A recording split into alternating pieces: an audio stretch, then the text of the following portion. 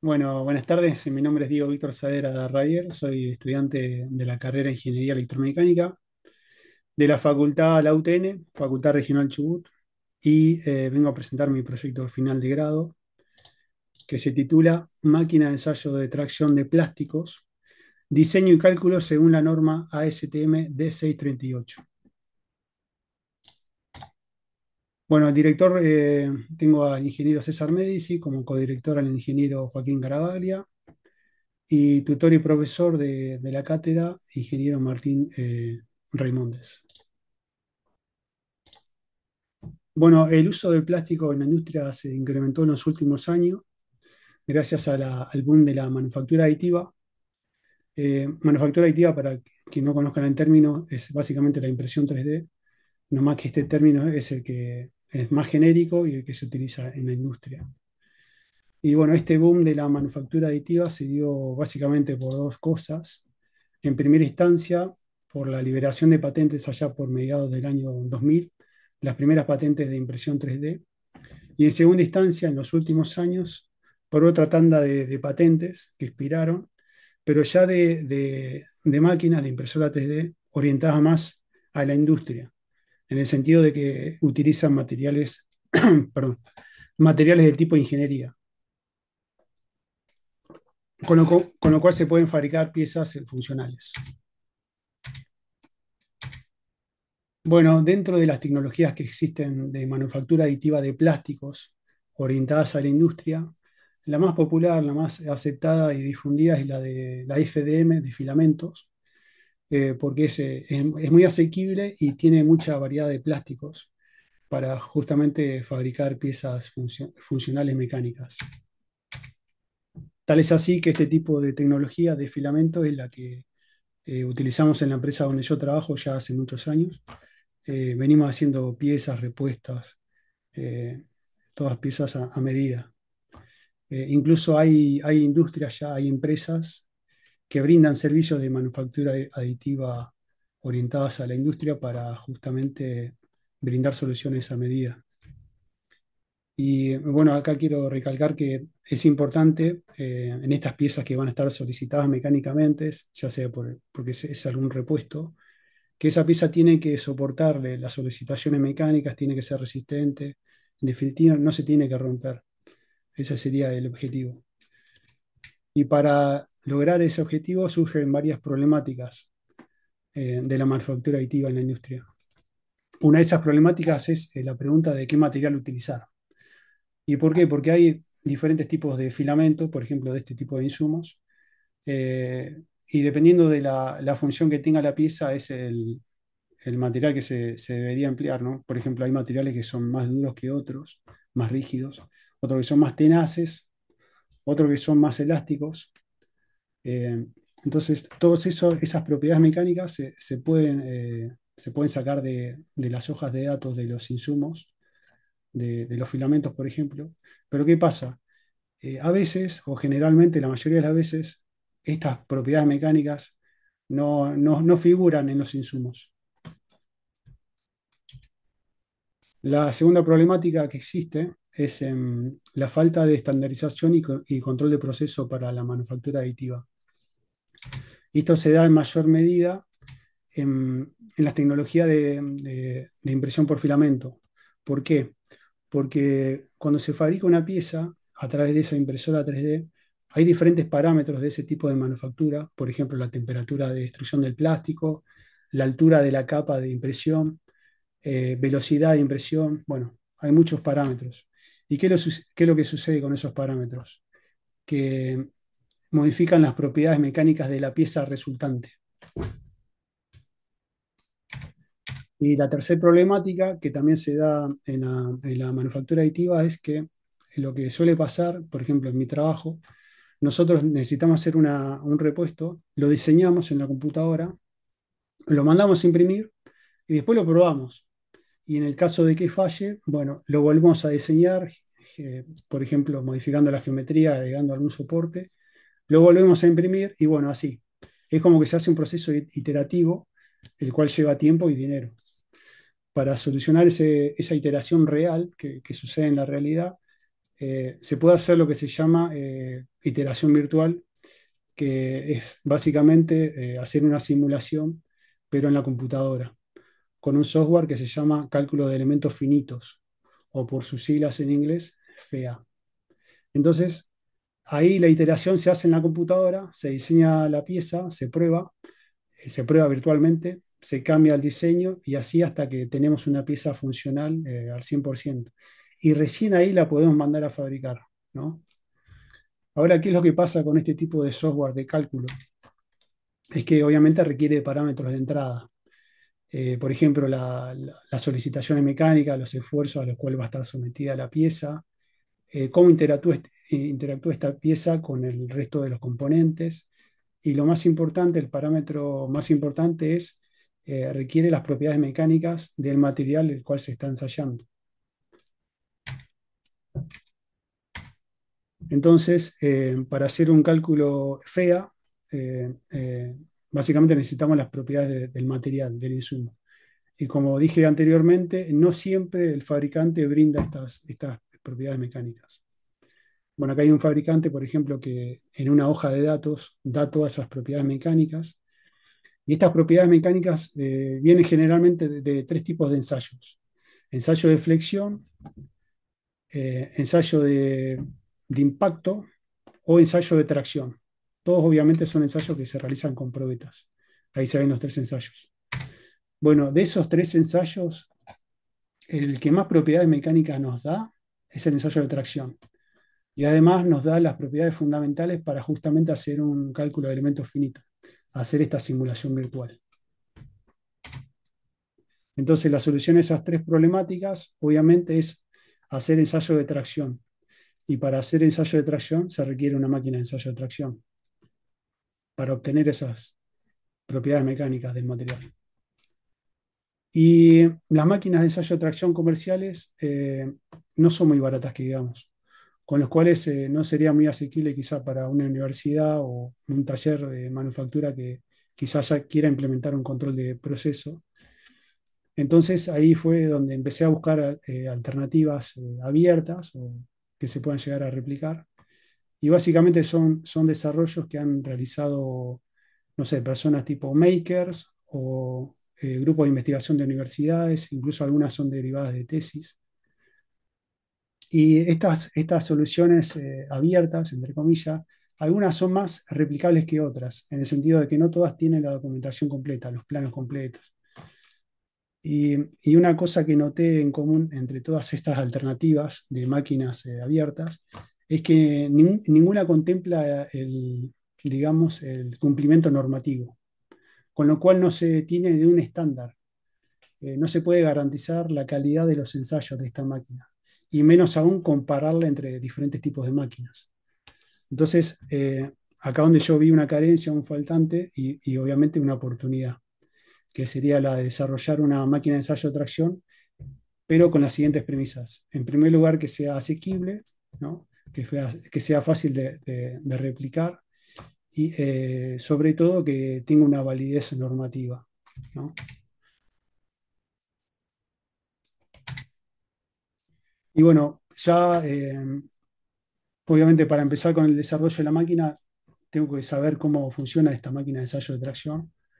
No sé si puedo poner el puntero láser acá. A ver, no, bueno, no importa. ¿Se ve el cursor de mi computadora? No, ¿no? Bueno, la máquina de ensayo de tracción, básicamente, el principal objetivo es traccionar una probeta hasta que se rompa, ¿no? Y las partes fundamentales de la máquina son la cruceta móvil, que es la que se desplaza a velocidad constante. Abajo tenemos la celda de carga, que es la que registra el esfuerzo con la cual se está traccionando. Tenemos las mordazas, que son las que sujetan la probeta. Y en los laterales, acá no se ve porque está cubierto, están los tornillos de potencia, son dos tornillos que giran y provocan que se comience a elevar la cruceta móvil, en definitiva el conjunto, y eso provoca la tracción de la probeta y la rotura. Y en definitiva ese resultado, el resultado de la máquina de ensayo de tracción es la curva de esfuerzos de deformaciones. De esa gráfica de ahí se sacan todas las propiedades mecánicas del material. Y la siguiente pregunta que me hice fue, bueno, voy a desarrollar una máquina, ¿en base a qué norma lo hago? Y hay dos normas internacionales de mayor aceptación. Y tenemos la STM y la ISO. Yo me tiré por la STM porque es menos exigente en cuanto a los requerimientos mecánicos y precisión que tiene que tener esa celda de carga y el sistema extensométrico, que es el que mide la deformación de la probeta.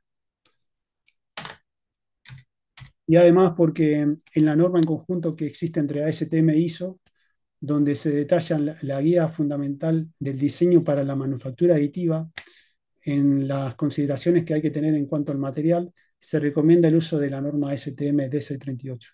Entonces ya está listo, más seguro que no me queda otra que emplear este tipo de norma, la STM. Bueno, acá tengo un video cortito de lo que sería un ensayo con esta norma. Se parte con 5 probetas, se toman las medidas, estas medidas se volcan en el software, se ajusta la probeta a la mordaza, se coloca el extensómetro para medir la deformación, se comienza el ensayo a una velocidad constante y bueno, se genera la rotura de la probeta. Y ya lo siguiente sería analizar los datos en el software de la máquina para obtener las propiedades mecánicas. El siguiente paso para definir el desarrollo de la máquina, el diseño, es saber qué capacidad tiene que tener esta máquina. O sea, cuál es la fuerza que yo necesito para que esa probeta se rompa. Y bueno, para esto básicamente hice un estudio de más de 100 plásticos diferentes y llegué a la conclusión que con 5 kilonewtons, que para que se hagan una idea serían 500 kilos, con 5 kilonewtons yo puedo ensayar más del 90% de los plásticos, pero con 10 kilonewtons puedo ensayar todos los plásticos que existen. Entonces, obviamente, acá dije, bueno, voy a hacer que la capacidad de la máquina sea de 10 kilonewtons. Y ya para encarar bien el diseño de la máquina, yo necesito tener los requerimientos que necesita esa máquina. Y acá la norma STM, tiene un apartado exclusivo en el cual te dice todos los requerimientos que necesita esa máquina.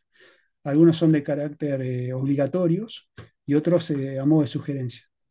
Y además, bueno, yo investigué entre diferentes tipos de máquinas y traté de sacar lo que a mí me parecía más conveniente en cuanto a la elección de componentes.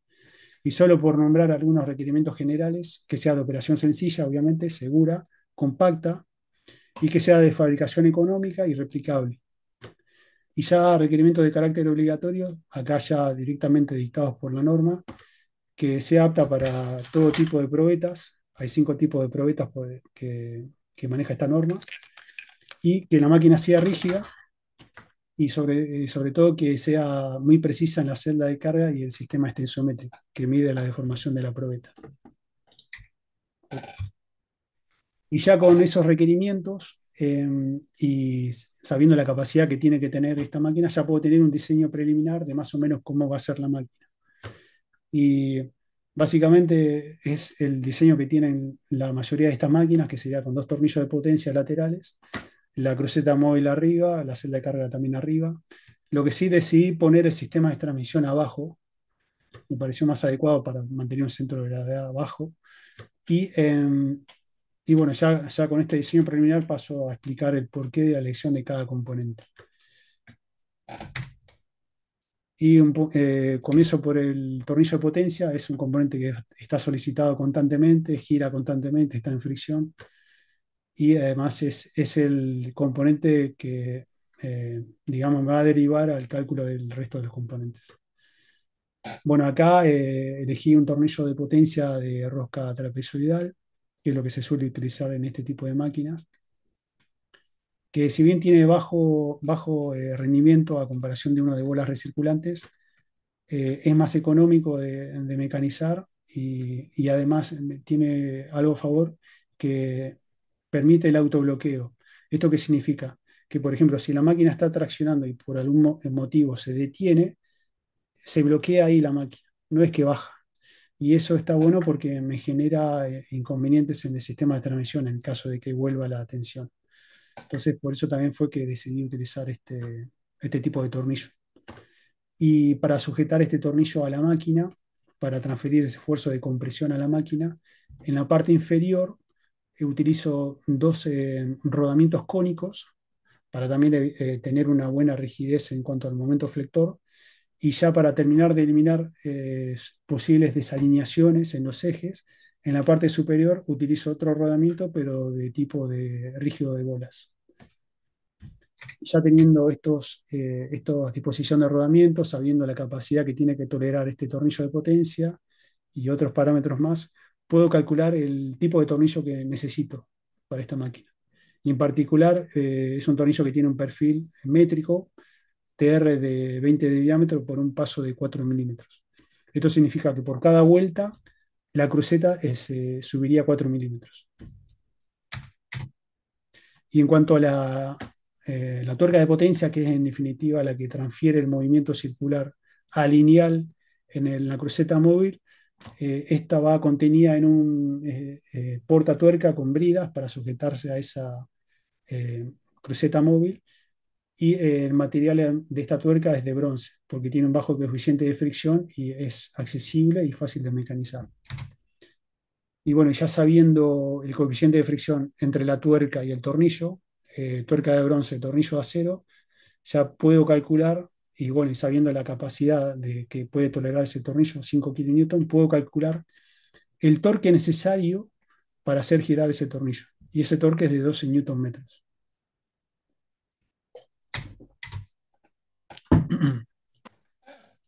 Bueno, ahora la siguiente pregunta es, ¿cómo genero ese torque en el tornillo? Para eso necesito un sistema de transmisión. La norma obviamente da velocidades en las cuales se puede realizar el ensayo. Para hacerla corta, yo la reduje a 100 milímetros por minuto, esto es la velocidad de tracción, porque 500 milímetros básicamente no se usa. Entonces ahí recorté una gran reducción de que tiene que tener la caja. Y después para salir de quizá de una lección comercial típica y para ser un poco innovador, y ya que estamos hablando de manufactura aditiva, de impresión 3D, y para hacer algo a medida e innovar, decidí hacer la caja reductora toda impresa en 3D.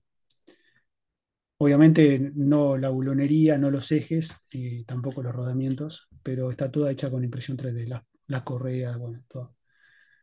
Eh,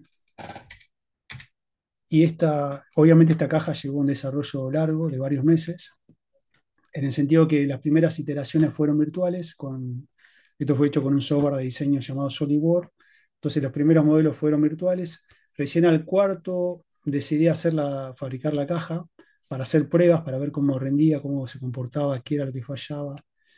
Llegué hasta la quinta iteración y después las últimas iteraciones volví a la virtualidad, pero ya para detalles menores.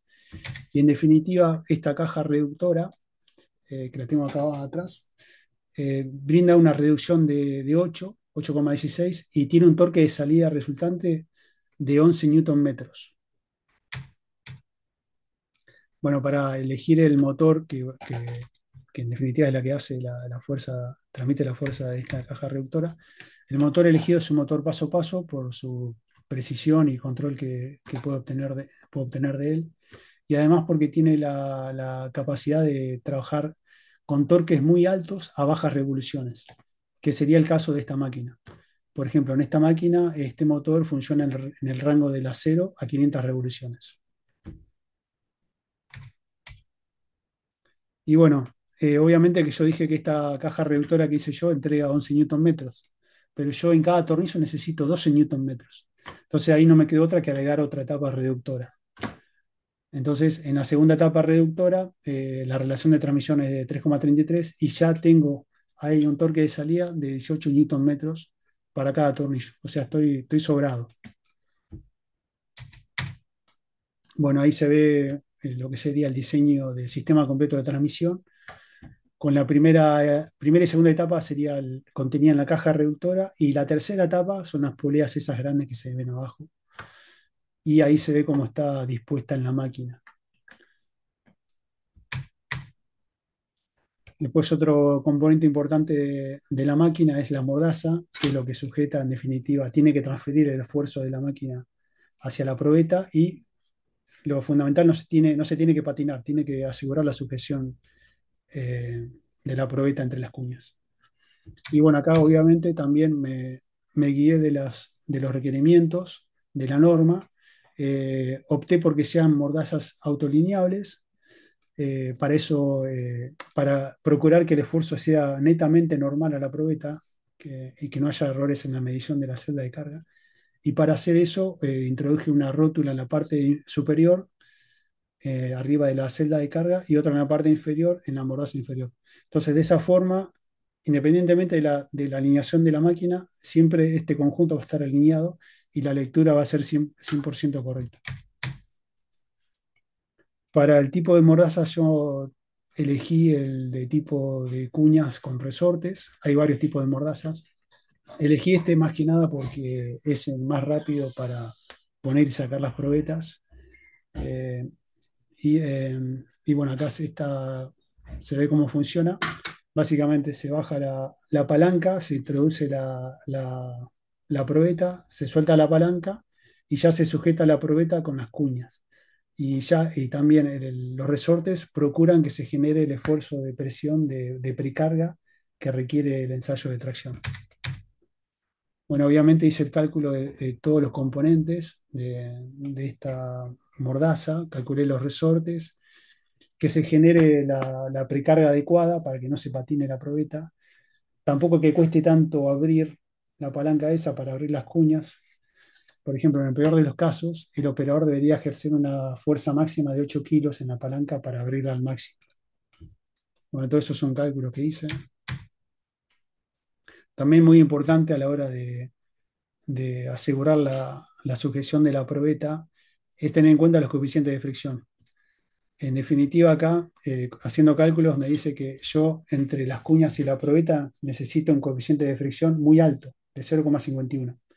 Bueno, la norma me da los medios para llegar a ese coeficiente de fricción. Por ejemplo, te da sugerencias como utilizar papel de lija o utilizar algún tipo de mecanizado en la cara que hace contacto con la probeta. En mi caso en particular, decidí utilizar un cerrado tipo pirámide para que sujete bien la probeta. Y bueno, ahí se ven las mordazas sujetando una probeta del tipo 1.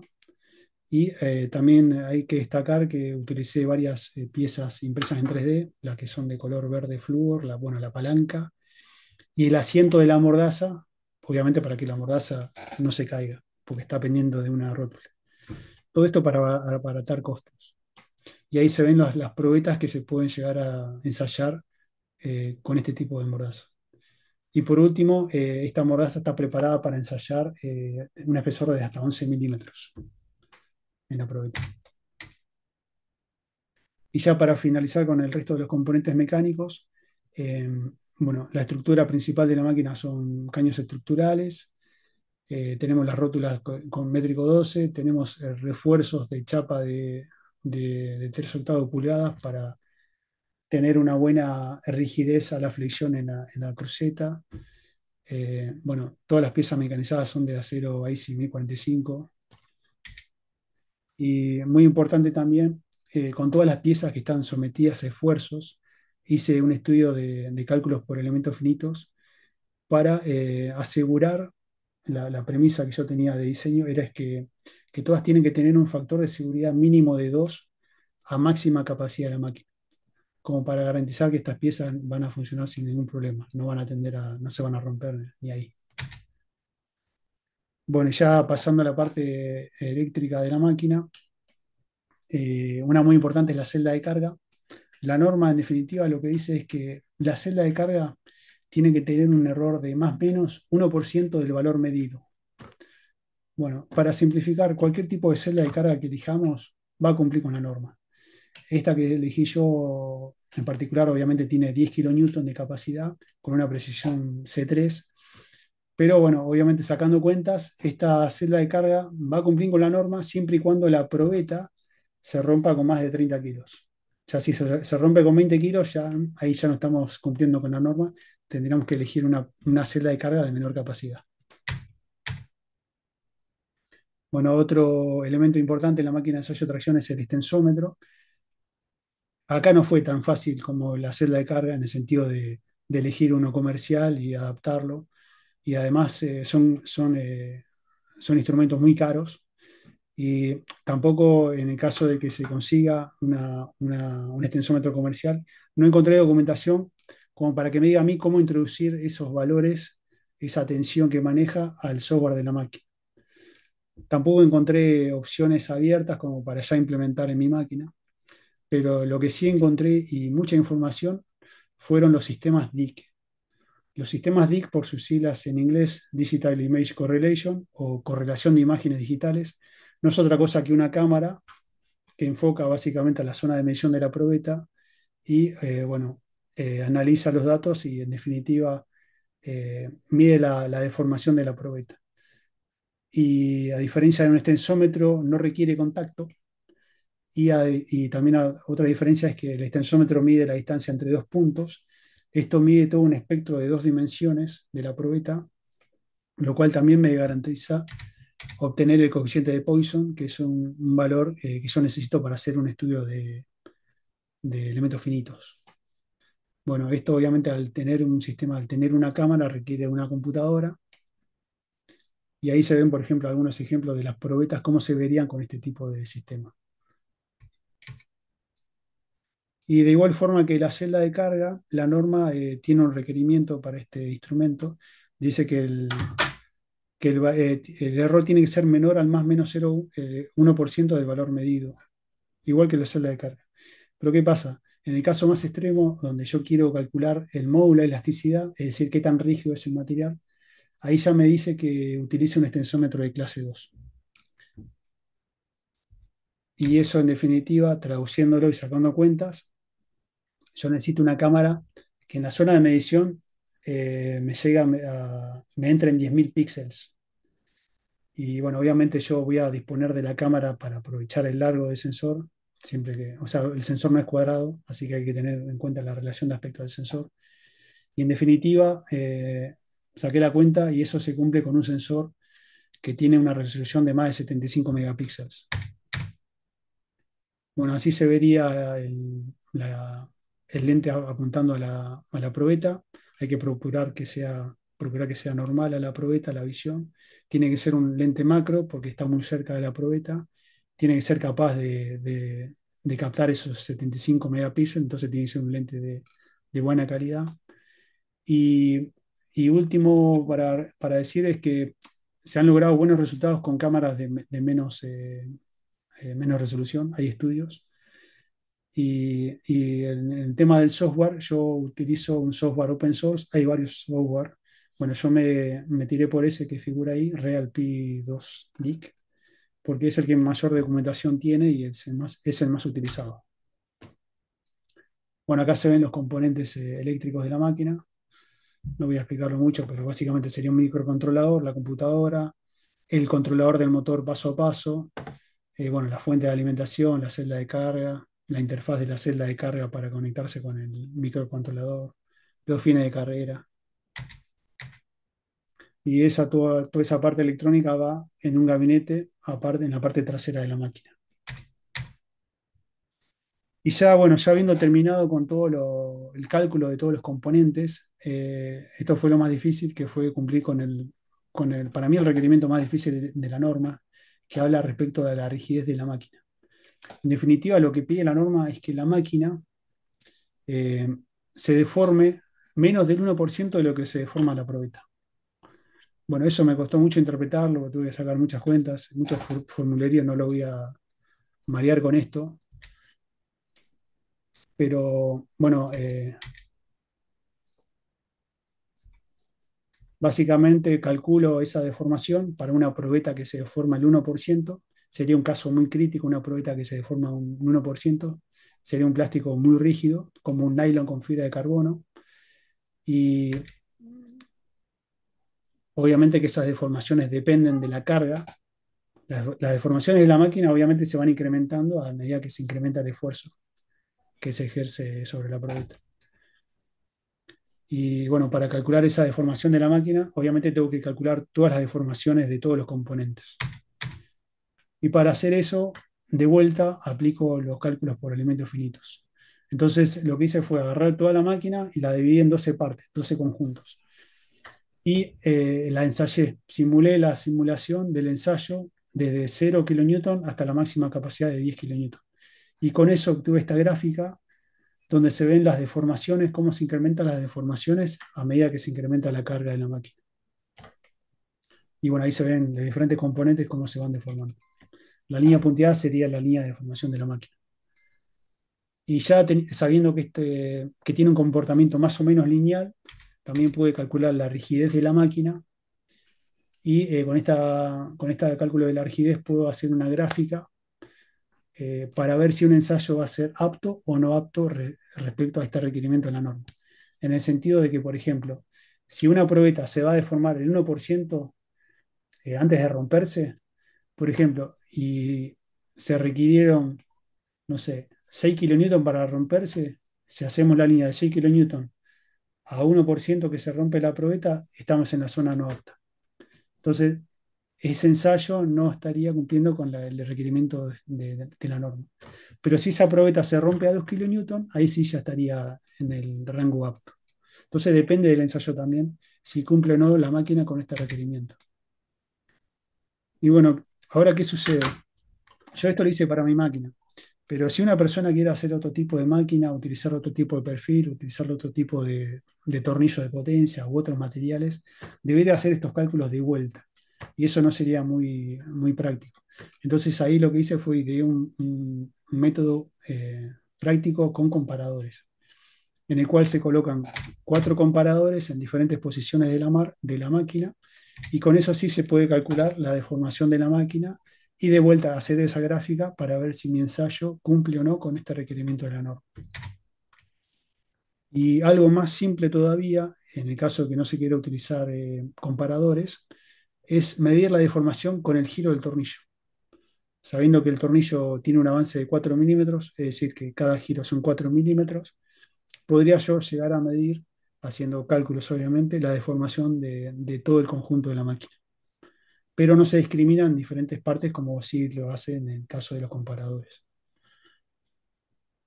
Y bueno, también sabiendo que se puede medir la deformación de la máquina midiendo el giro del tornillo, podría también medir lo que se deforma la probeta. Entonces, en definitiva, podría llegar a realizar un ensayo de tracción el cual no requiere un extensómetro para medir la deformación de la probeta. Y bueno, ya habiendo cumplido con ese requerimiento, el más heavy para mí, que tiene que cumplir con la máquina, ya pude avanzar con el resto de los accesorios que tiene la máquina. Por ejemplo, con lo que son los rieles portafines de carrera, donde se puede ubicar la cámara y los fines de carrera, adaptarlos para diferentes tipos de ensayos. Bueno, la implementación de una regla, cuando hay ensayos que traccionan a más del 20%, se puede utilizar, medir directamente con la regla de la máquina. Bueno, ahí se ven diferentes componentes. La máquina tiene paneles, cubres y paneles que son fáciles de retirar para hacer mantenimiento. Hay muchas piezas impresas en 3D justamente para abaratar los costos. Se ve la botonera de control a la derecha, el fin de carrera. Otra cosa que tuve en cuenta es hacer un accesorio para poder calibrar la máquina con una celda patrón. Se puede calibrar la máquina para tener una exactitud acorde a la norma. Y también algo muy importante, hacer una máquina modular. Se puede modificar a tal punto de que podríamos adaptarle otro tipo de accesorios para llegar a hacer ensayo de compresión o ensayo de flexión. Pero esto ya sería otro proyecto. Y este sería el diseño final de la máquina. Básicamente pesa 75 kilos, se podría llegar a mover de a 2 personas, tiene un tamaño compacto. Y bueno, ya pasando al tema de costos y amortización, eh, bueno, acá lo que hice fue obviamente hacer el cálculo de todos los materiales, cuánto cuesta fabricar todos los componentes, las piezas que requiere la máquina. Lo que sí no tuve en cuenta fue el armado y la puesta a punto de la máquina. Entonces se podría decir que este tipo de máquina sería como un kit en el cual uno compra los componentes y la tiene que armar. Así como una impresora 3D. Hay impresora 3D que uno la compra desarmada y tiene que armar todo y ponerla a punto. Y el costo de fabricación es de $8.000. Y obviamente depende de la carga de trabajo que pueda llegar a tener esta máquina, se va a amortizar en más o menos tiempo. En el caso de que se lleguen a hacer 8 ensayos al mes, se podría amortizar en 4 meses. Y por último, bueno, las conclusiones. Bueno, hay que destacar que se logró hacer una integración de una máquina, haciendo cálculo de elementos finitos, aplicando electrónica de control, aplicando piezas con impresión 3D para que cumpla con todos los requerimientos de la norma. En una capacidad de 10 kN para garantizar ensayar todos los plásticos que existen. Implementé un sistema hecho íntegramente con impresión 3D, lo pude validar empíricamente y después, bueno, tenemos a favor la modularidad que permite realizar a futuro otro tipo de ensayos, como el de flexión, que es muy importante. En cuanto al impacto académico, al tener ese tipo de licencia, se puede llegar a mejorar, puede quizá, no sé, grupos de investigación de universidades, eh, quizá desarrollar la máquina de ensayo de tracción, o algún alumno que quiera hacer una tesis en base a esta máquina puede tomar toda la información y hacer lo que quiera. Eh, y incluso también se podría llegar a implementar en laboratorios de mecánica para ensayar plásticos, no solamente de manufactura aditiva, puede ser cualquier tipo de plásticos. Y después, en cuanto al impacto tecnológico, al estar con una licencia de Open Hardware, o sea, puedes hacer lo que quieras con la máquina, siempre y cuando, obviamente, me cites y los cambios que hagas los vuelvas a publicar con la misma licencia. Y esto está bueno porque se puede generar transferencia tecnológica, quizá a, no sé, el taller metalmecánico, en el cual se proponga fabricar esta máquina, con lo cual se podría llegar a abaratar aún más los costos de fabricación. Y esto lo hace quizá más asequible para instituciones públicas que tienen pocos recursos. Bueno, también muy importante, yo acá estudiando todos los planos, todos los esquemas eléctricos, para asegurar que sea 100% replicable la máquina por quien sea.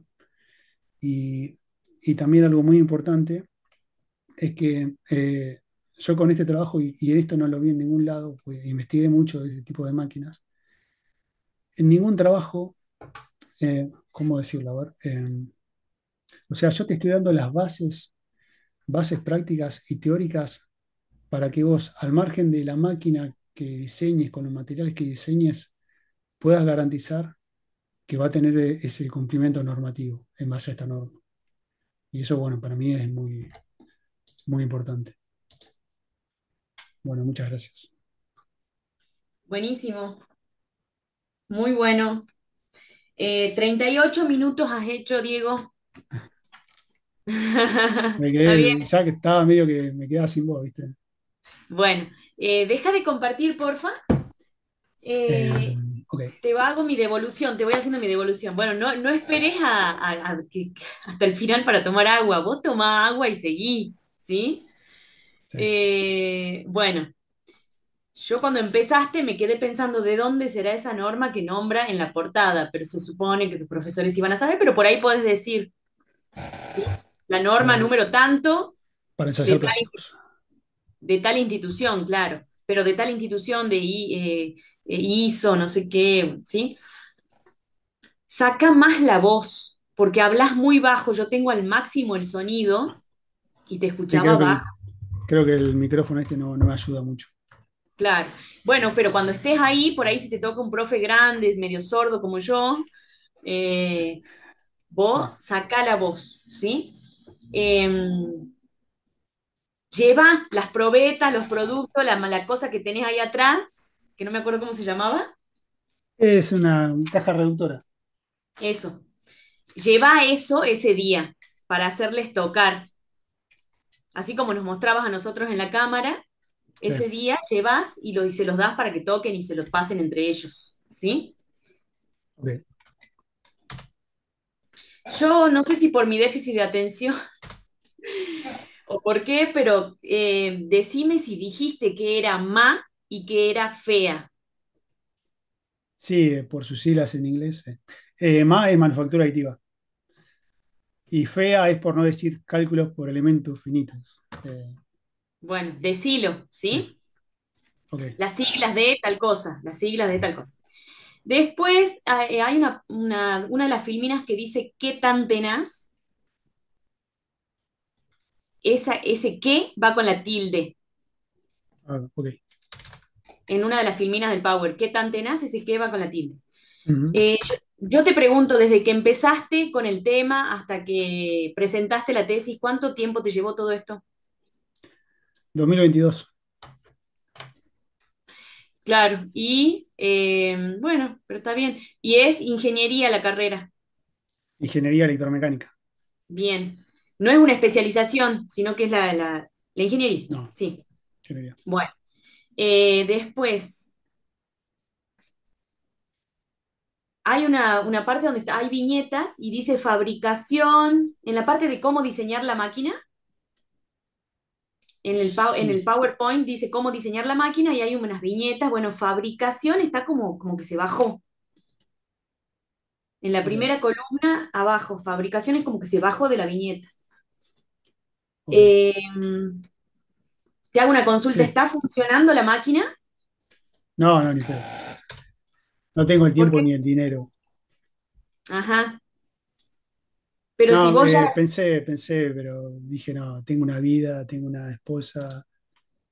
No, pero ya ya la terminaste, suficiente con que hice la caja reductora. claro. Y acá dice, ¿quién tiene $8.000? Dice una.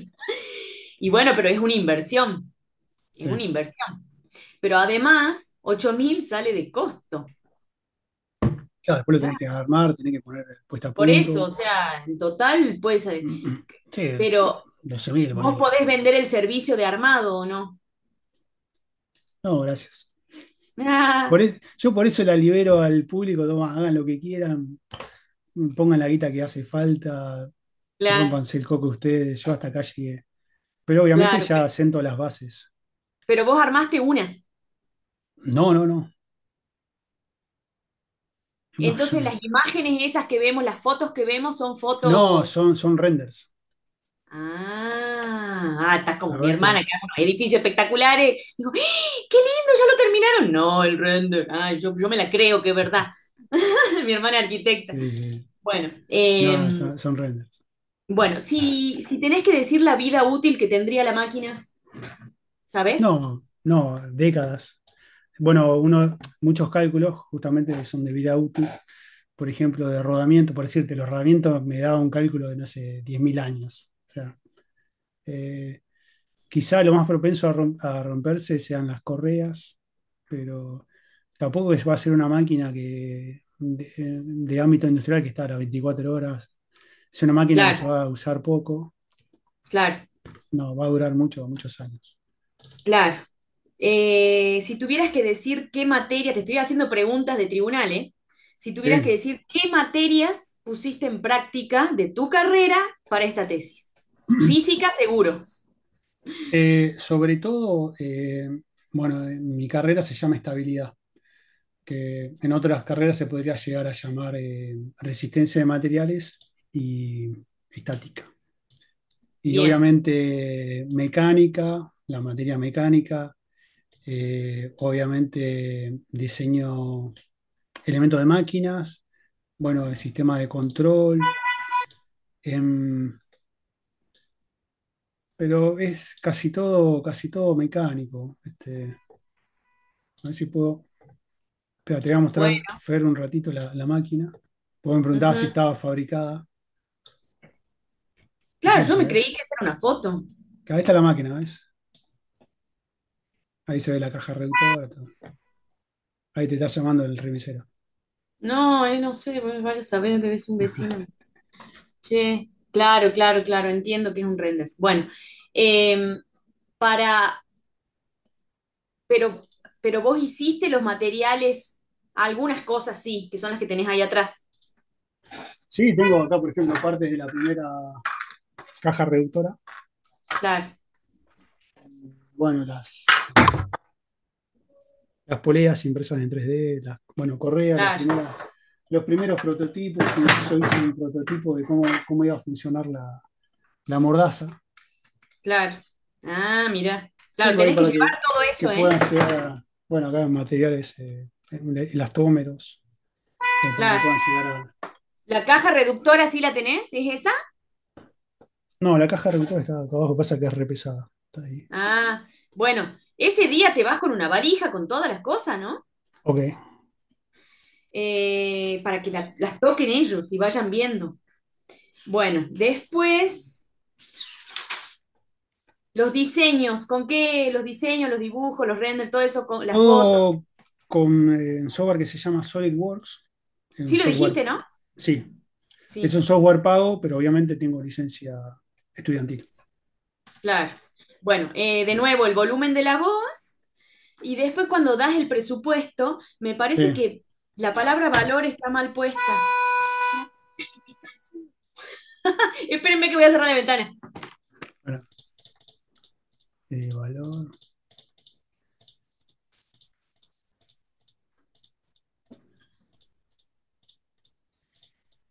Ahí estamos. Bueno, eh, si tuvieras que, me parece que valor está mal puesto, ¿eh? Porque no es, el valor es otra cosa, precio es otra cosa, pero tampoco sería el precio, sería el Ah, costo, valor de la máquina, claro, sí. es costo, Sí, costos en materiales, el porque costo. falta todo lo que vos decís, el Sí. ensamblamiento y todo eso, ¿sí? Los contadores, ayúdenme, pues, ahí está Diana que es contadora. Y después, una cosa importante es lo último, ojo con las expresiones informales como, porque estás en una instancia de defensa de tesis, ¿sí? Ah, inversión sería acá, dice la Andy. Inversión, Inver- costo de inversión sería. Pero costo de inversión. tampoco, porque falta el ensamblamiento y todo eso, o sea que es costos de materiales, costo de Sí, insumos. costo de componente. Claro. Eh, ojo con las expresiones informales como saqué la cuenta, no, hice el cálculo o hice los cálculos. Sobrado, estoy sobrado, no. Más heavy, tampoco. Buscale la vuelta de que sea más serio, más formal, ¿sí? Esas tres Bien. cosas detecté, por ahí dijiste más, después vos te vas a escuchar en la grabación y vas a decir, bueno, no, mejor, ¿sí? Sí, yo, Eh, o sea, no, no te voy a decir que estudié de memoria, pero nada, hablé, digamos. está bien, buenísimo, ¿no? Sí, está bastante bien. Bueno, alguien que quiera abrir micrófono y decirle algo a Diego, si no, ya vamos con Andy. ¿Con Andy o con Flor era? Andy primero. Hola, ¿qué tal? ¿Cómo va? Hola, Sí, hola. Yo soy el que estudiaba ingeniería, hijo de Cristina. Sí, ¿cómo te mirá. llamás? Carlos es mi nombre. ¿Cómo estás? Si Che, podés abrir la cámara. la verdad que me pareció muy interesante. eh, a ver, que yo no sé manejar este teléfono porque es de mi madre. Ahí está. A ver, ¿se ve? Ahí está. Bueno, Sí. Sí. eh, me pareció muy interesante. La verdad que me imagino que los cálculos de la caja reductora fueron lo que más tiempo te llevó, ¿no? No, no, lo que más tiempo me llevó fue Ah, el requerimiento de la norma que ah, pide que la máquina se tiene que deformar el 1% de lo que se deforma la probeta. claro, la máquina de... Ajá. Bien, a mí me interesó mucho lo de la caja reductora porque bueno, estoy en el tema de automatización y se usa mucho, mucha reducción Sí, sí, sí. de revoluciones, ¿viste? Para aumentar el peso que levantás. Eh, ¿Con qué material hiciste la caja, los engranajes de la caja reductora? Está todo hecho con Pelia Max. Pelea Max, Sí. así se llama. Ajá. ¿Y habría algún otro material que sea más, vos que estuviste investigando? ¿Algún No, el PLA lo que, el PLA lo que tiene es que es muy rígido y muy resistente. Ajá. Más te diría que es mejor que el ABS o el nylon. Sería uno de los Para, mejores para esta aplicación sí, para esta aplicación. para Bien. esta aplicación sí. Bien. Y me dijiste que la caja reductora, ¿cuánto era que tenía 11 Newton metros, que es 11 bastante. por metro? Ajá. Sí. Que eso sería 1 kilo fuerza por newton, por metro, más o menos. Sí, hay que sacar la conversión. Sí, ajá. Bueno. No me Eh, acuerdo. vos que estuviste en eso, ¿habría la posibilidad de hacer una caja reductora que levante más peso, digamos? O sea, que levante peso, digamos, que con esos Mirá, yo engranajes. para que te des una idea, Sí, bueno, obviamente yo para calcular el torque hice un volante de cierto claro. diámetro. El volante ponele que es así. Ajá, Se llega a cargar hasta 13 kilos. 13 kilos. 13 kilos en el radio de 10 Ajá. centímetros. ¿Y O sea, sí, cuántas etapas tiene la reducción? ¿Tiene una etapa nada más? la caja tiene dos etapas y Dos son etapas. iguales, son simétricas, lo que Ajá. permite que el tensado se realice con un solo eje. Eso está bueno. Ah, claro. Ta. Bueno, y son de engranajes rectos. Sí, O son totales, son en pulgadas, son tipo XL. tipos XL. Ajá. XL, o sea, para que te des una idea, el XL, después le sigue el L. El L es lo que vos tenés en la distribución de tu auto. Esa correa es tipo L. Claro. Son en pulgadas. Sí, El anterior es XL. Tienen paso de casi 5 milímetros. claro, sí, sí, son engranajes rectos. Entonces. Iba a elegir el tipo métrico TR, pero Mm, no conseguí acá en mi ciudad y vas a una tienda de repuestos de auto y te dan todo en pulgada, listo, dame la listo. correa esta. Tal cual. Y no, bueno, me diste, qué sé yo, una idea. Yo también tengo que hacer el proyecto final. Me faltan todavía 3 materias, Ah, pero bueno, bien. yo estoy en el tema de automatismo, de entradas de garage, de edificios y todo eso. Estoy con el tema de bajar costos en los Sí, materiales. con esta caja podés levantar una persiana tranquilamente. Tiene Exacto. mucho A, torque. a eso me refería, ¿viste? Que estaba pensando en cómo bajar el costo en las cajas reductoras, que generalmente es lo más caro en la Y automatización. son las poleas, porque vos si no tenés que mandar a mecanizar poleas. Y acá Claro, la mandás a imprimir en tu casa. claro. Obviamente que tenés que tener los rodamientos, los ejes, Sí, eso se pero consigue fácil y no es tan caro, digamos. te ahorrás mucha plata. Entonces, me diste una gran idea. Muchísimas gracias, porque voy a encarar quizás por ahí también para bajar el costo. Bueno, cuando yo me reciba, obviamente esto se va a subir al repositorio. Ajá. Ahí vas a ver todo, vas a ver todos los planos de cómo está hecha la Yo caja, todo. también, yo también estoy en la UTN, pero acá en Santa Fe. Ajá. Eh, ¿Cómo era tu nombre? Diego, Diego Diego. Saavedra, Diego Saavedra. Saavedra. Ajá. Así que Y el año que viene buscar en el repositorio de la UTN de una. Y y va a aparecer todos los planos para que vos fabriques la tu, caja reductora. tu proyecto más o menos qué nombre tiene, Máquina de ensayo de tracción de plásticos. máquina de ensayo de tracción de plástico. Dale, gracias, muchas No, gracias. un gusto. Bueno, vamos con Lili.